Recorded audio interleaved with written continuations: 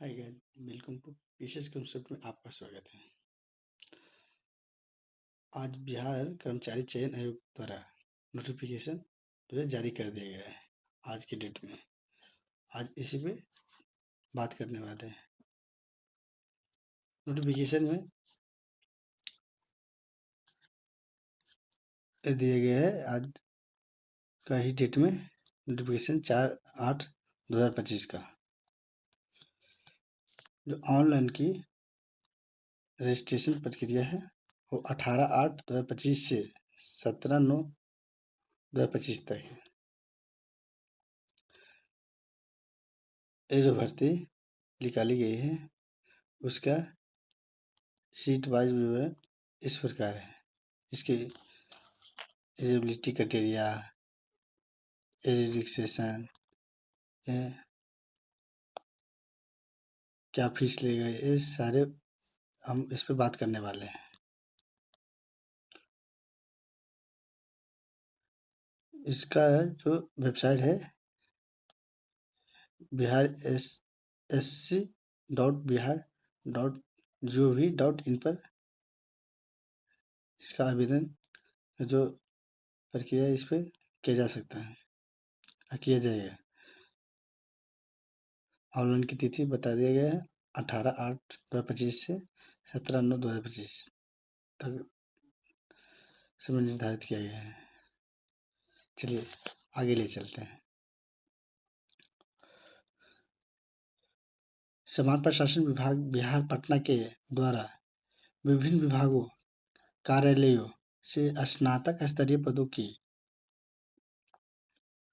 रिक्तियों आरक्षण कोटिवार से संबंधित अधियाचनाएं आयोग कर्मचारी कार्यालय को प्राप्त हुआ है।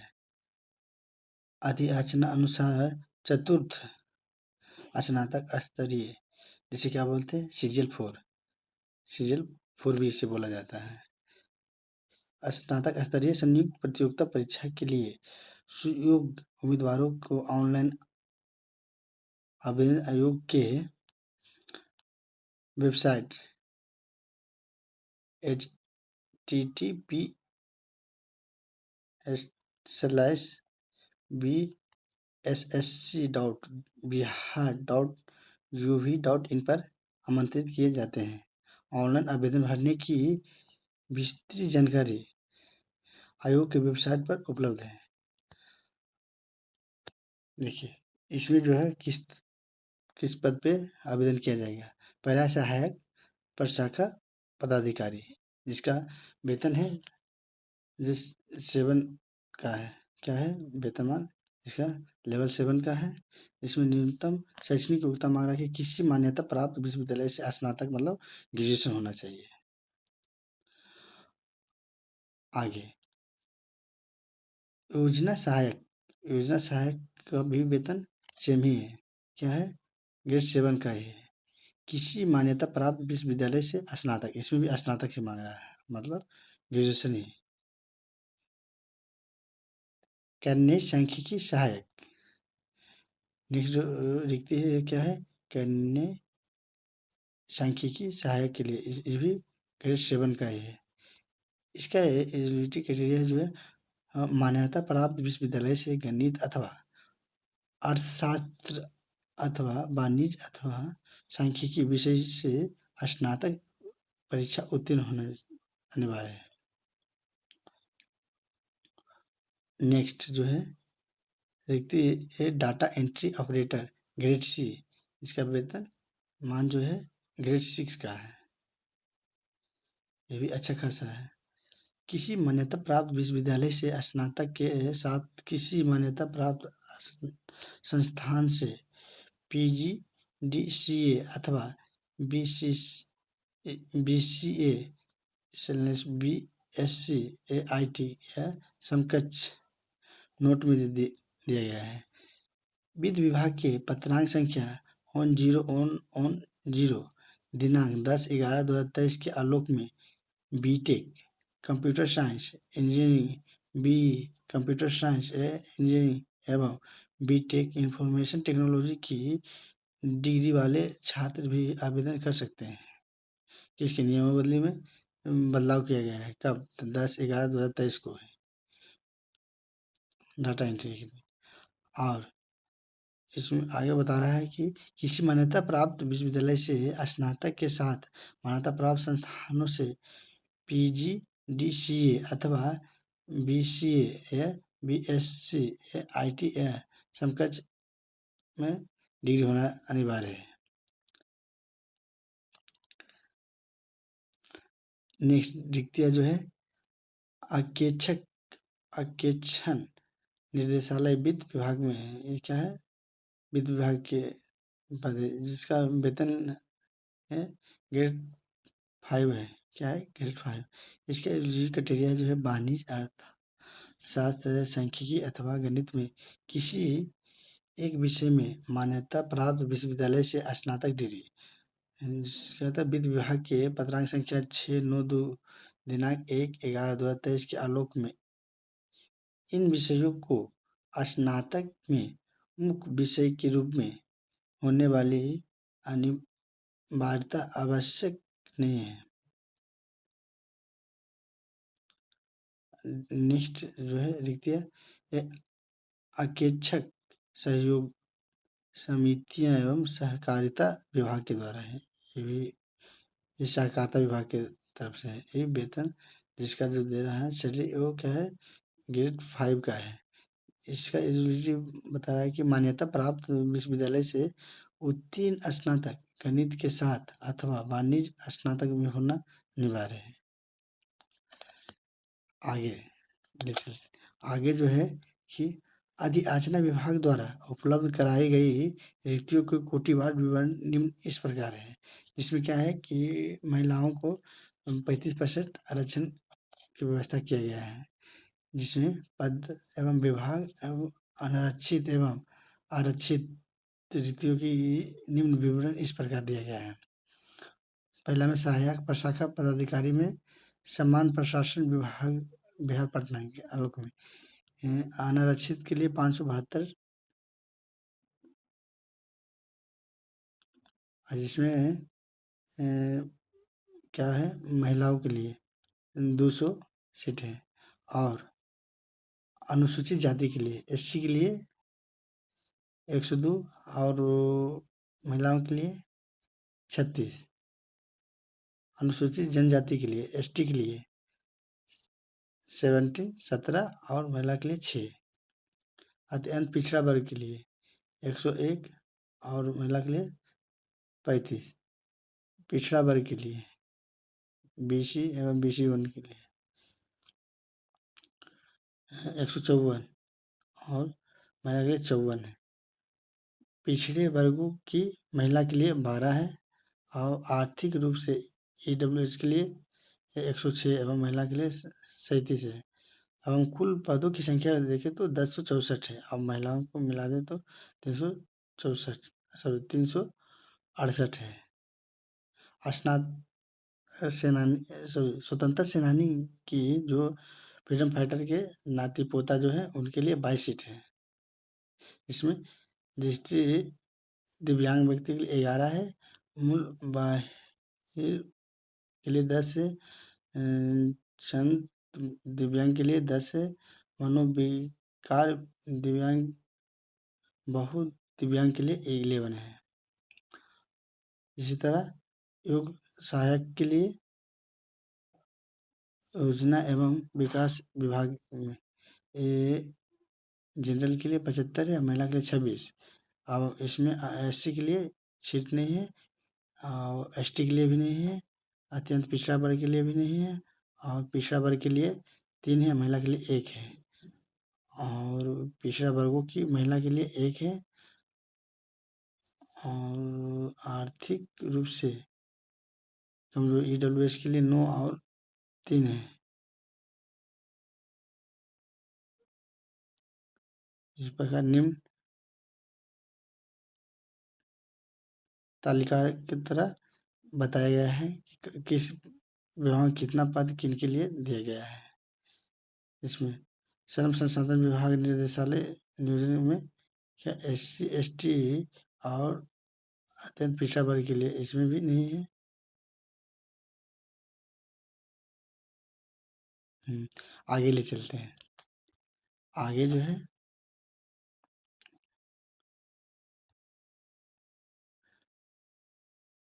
पॉइंट में बता रहा है कि एक में राज्य के मूल निवासी बेंचमार्क दिव्यांग जिसको बोलते हैं मात्र को ही क्षैतिज आरक्षण अनुमान है।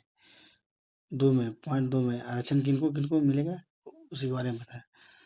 तो 2 में बता रहा है कि राज्य के मूल निवासी महिला अभ्यर्थी को 35% क्षैतिज आरक्षण अनुमान है। ठीक। 3 में उपयुक्त सभी रिक्तियाँ अवै औपबंधिक है जो घट बढ़ सकती है। ठीक है। इसमें बता रहा है कि अब फिक्स नहीं है, मतलब इसमें घट भी सकता है या बढ़ भी सकता है। औपबंधिक के में एक जारी कर दिया गया है। ठीक।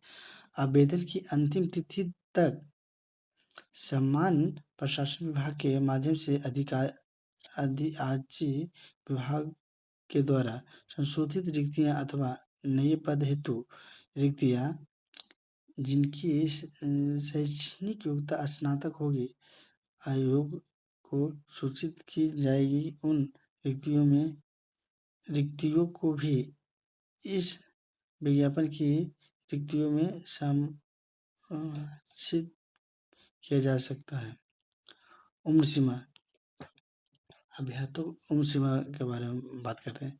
इसमें दिया गया है कि निर्धारित किया गया है कि अभ्यर्थी की उम्र सीमा की गणना दिनांक 1/8/2025 के आधार पर की जाएगी, परंतु वैसे अभ्यर्थी को जो दिनांक 1/8/2025 को सरकार द्वारा निर्धारित अधिकतम उम्र सीमा धारित करते हो एवं उक्त तिथि तक निर्धारित शैक्षणिक योग्यता धारण करते हो वे भी उम्र सीमा के आधार पर समान प्रशासन विभाग के पत्रांक संख्या 2/2 दिनांक 23/1/2006 के आलोक में इस परीक्षा के लिए पात्र होंगे। ठीक। कार्मिक एवं प्रशासनिक सुधार विभाग वर्तमान में समान प्रशासन विभाग के संकल्प संख्या 294 दिनांक 7/1/2016 के अनुसार उम्र सीमा निम्न रूप में निर्धारित की जाएगी। न्यूनतम उम्र सीमा 21 वर्ष सभी कोटि के लिए, जिसमें अनारक्षित पुरुष को 37 वर्ष अधिकतम उम्र सीमा रखा गया है। पिछड़ा वर्ग एवं अत्यंत पिछड़ा वर्ग पुरुष एवं महिला के लिए 40 वर्ष एवं अनारक्षित महिला के लिए 40 वर्ष एवं अनुसूचित जाति SC और ST के लिए पुरुष महिला के लिए 42 साल और सभी कोटि के दिव्यांग अभ्यर्थियों के लिए 10 साल छूट दिया जाएगा। यही मूल रूप से बतलाया गया है। और इसमें क्या है कि जो है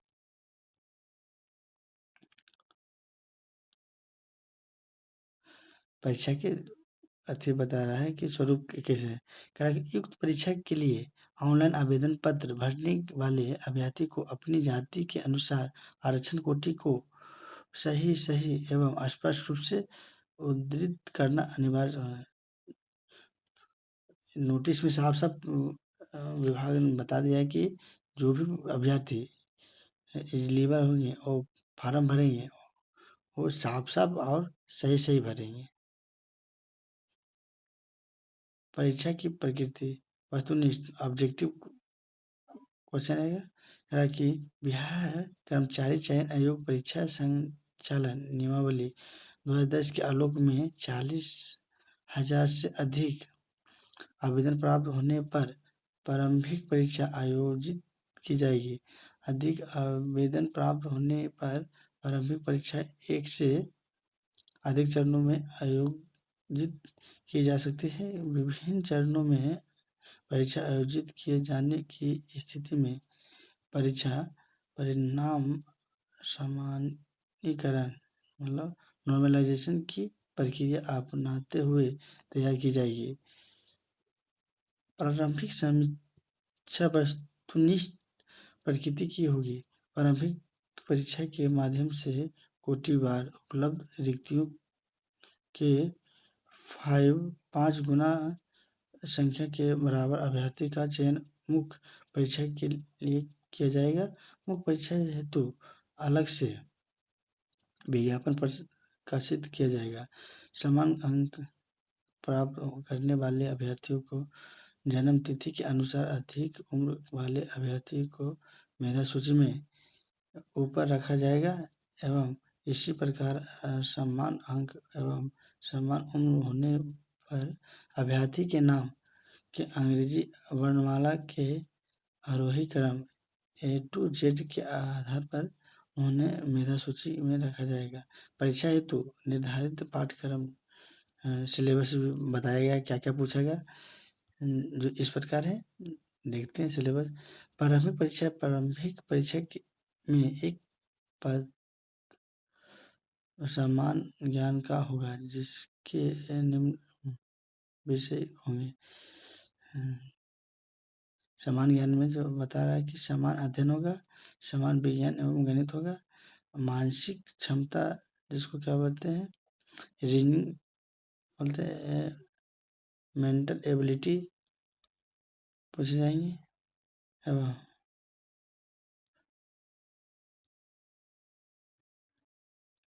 सिलेबस प्रारंभिक परीक्षा के लिए समान अध्ययन तो बता दिया। समसामयिक विषय भी पूछा जाएगा और भारत और उसके पड़ोसी देश रहेंगे एवं समान विज्ञान में गणित में समान विज्ञान है, गणित रहेगा। इसमें क्या होगा, रीजनिंग मैथ एवं रीजनिंग रहेगा। मानसिक क्षमता जांच के लिए मेंटल एबिलिटी मुख्य परीक्षा के लिए बतलाया जा रहा है कि आयोग के द्वारा कि हिंदी एवं आहर होगा, यानी जो अभ्यर्थी इसमें 30% या 30% से अधिक अंक लाएंगे उन्हीं का दूसरा पद मूल्यांकन एवल्यूट किया जाएगा, मतलब कंसिडर किया जाएगा। जो हिंदी जो है पेपर है उसमें पास होना अनिवार्य रहेगा, है पासिंग पेपर रहेगा।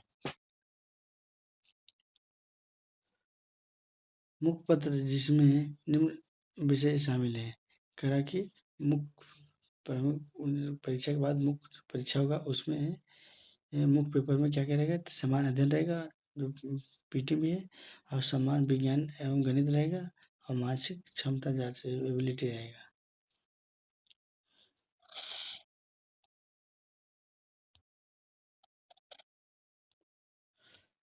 निम्न वर्ग के क्वालिफाइंग मार्क्स कितना नंबर लाएंगे तो कौन क्वालिफाई करेंगे, मतलब कहा कि अनारक्षित वर्ग के लिए न्यूनतम क्या होता है, 40% मार्क्स लाना पड़ेगा, कुल मार्क्स का 40% लाना पड़ेगा।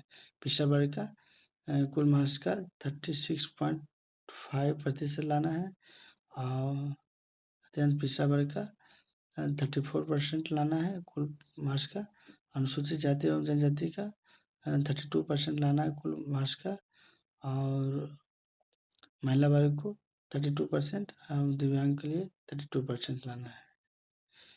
यही जो हमारा क्या था कि सीजीएल 4 का नोटिस जारी किया गया, जो जिसका विवरण निम्न प्रकार से दिया गया है, बतलाया गया है। ऑनलाइन का डेट बता ही दिया गया है कि ऑनलाइन आवेदन प्रारंभ कब से हो रहा है, 18/8/2025 से परीक्षा शुल्क जमा करने की अंतिम तिथि दे रहा है 17/9/2025 तक। अंतिम तिथि भी यही है फॉर्म भरने का, और ऑनलाइन आवेदन भरने की अंतिम तिथि भी 19/9/2025 तक दिया गया है। जो ये हमारा नोटिस था सीजीएल 4 का। अच्छा लगे तो लाइक एवं सब्सक्राइब वाचिंग, धन्यवाद। और आगे के नोटिफिकेशन जारी किया जाएगा तो उसको पाने के लिए चैनल को लाइक एवं सब्सक्राइब जरूर कर लें, ताकि आपके बीच सबसे पहले नोटिफिकेशन पहुँचे।